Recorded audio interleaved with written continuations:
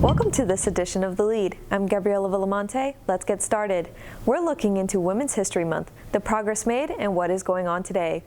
The League of Women Voters in Alachua County fought for women's rights. Now it's taking on the fight against climate change. The 101-year-old league initially advocated for women's voting rights. The nonpartisan group does not support political candidates, rather it encourages women to be politically active. The main goal of the organization is to increase the understanding of public issues and influence public policy by educating and advocating for others. The women's organization is now addressing its second most prioritized item on the list, climate change. The organization will host a webinar titled 100% Renewable Energy, Where We Are, Where We Need to Go, and How the Public Can Help. The group will show data to the public regarding the importance of taking care of Florida's land. The free webinar will take place via Zoom. If you want to register for the event, there is a link in the story on WUFT.org, and please remember WUFT.org for any of your other news needs. Gainesville community members came together Saturday night to honor the victims of the Atlanta shooting, where 6 of the 8 people killed were women of Asian descent. The Gainesville Chinese community organized rallies around Gainesville, followed by a vigil on UF's campus to fight racism and violence against the Asian community. The Atlanta shooting comes amid a rise of racist rhetoric and attacks against Asian Americans during the coronavirus pandemic.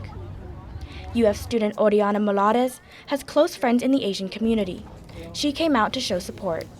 The kind of treatment, no one deserves that, to that level of disrespect, just entirely. It really breaks my heart. I'm from the Hispanic community, but it's still, it's very evident the differences in privilege with the minority groups. A privilege the demonstrators seek to level.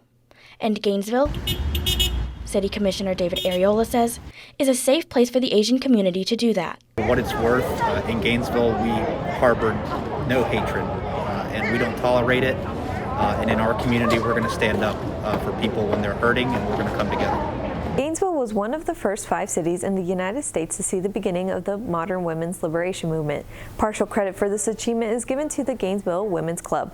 The Lead's Elizabeth Byro looks into the club's history and its impact on women. In the spring of 1903, a group of 11 Gainesville women met to organize their own club. They called it the 20th Century Club to express their hopes for a new century of growth in their town of 4,500 people. That's how the Gainesville Women's Club was formed. The nonprofit volunteer organization's purpose is to promote and provide charitable, educational, and civic activities. GWC's president, Karen Jetter, a member of 25 years, says she is most proud of how committed the women are to every project they take on. If you can dream it, you can do it. I know it sounds trite, but it's true. You just have to give it a try.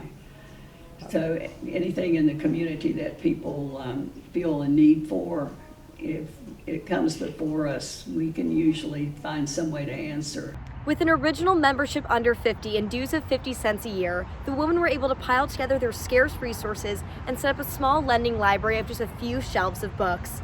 From the pioneering woman's vision, the club has now grown to having over 200 members.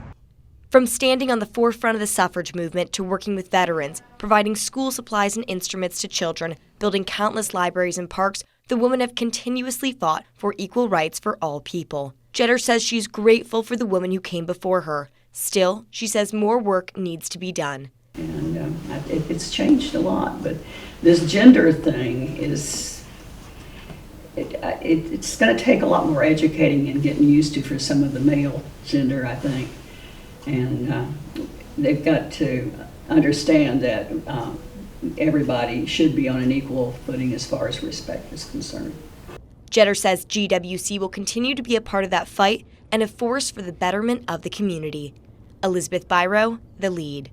13 young women from North Florida are among nearly 1,000 to become the first female Eagle Scouts. The Eagle Scout title is the top rank among the Boy Scouts of America, or BSA. Girls have been allowed to join the Boy Scouts programs since 2018. However, it wasn't until February that the young women were eligible to receive the honor.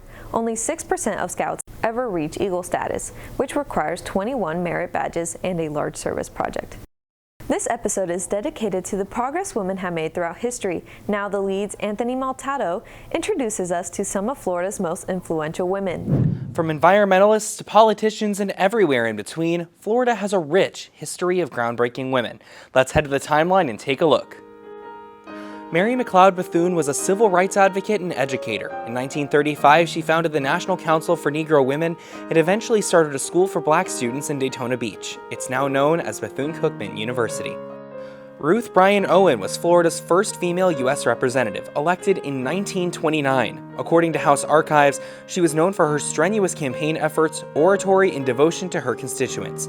She was the first woman to serve on the House Foreign Affairs Committee. Marjory Stoneman Douglas devoted her life to conserving nature. A journalist, her 1947 book, The Everglades, River of Grass, raised awareness for conservation nationwide. Former President Bill Clinton awarded her the Presidential Medal of Freedom in 1993. Zora Neale Hurston was a black author best known for her 1937 book, Their Eyes Were Watching God. She was active during the Harlem Renaissance in the 1920s, but she didn't reach national fame until publishing her autobiography in 1942.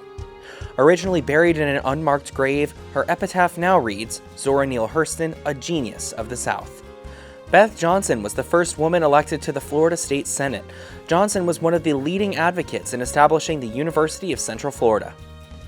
Thelma Butterfly McQueen was a dancer and actress whose vast acting career spanned the stage, small screen, and the silver screen from 1935 to 1989. She's best known for her role in Gone with the Wind, but she did not enjoy playing the part. She felt it was demeaning. Betty Mae Tigerjumper was the first female chief of the Seminole Tribe of Florida. She was also the first Florida Seminole to earn a high school diploma in 1949.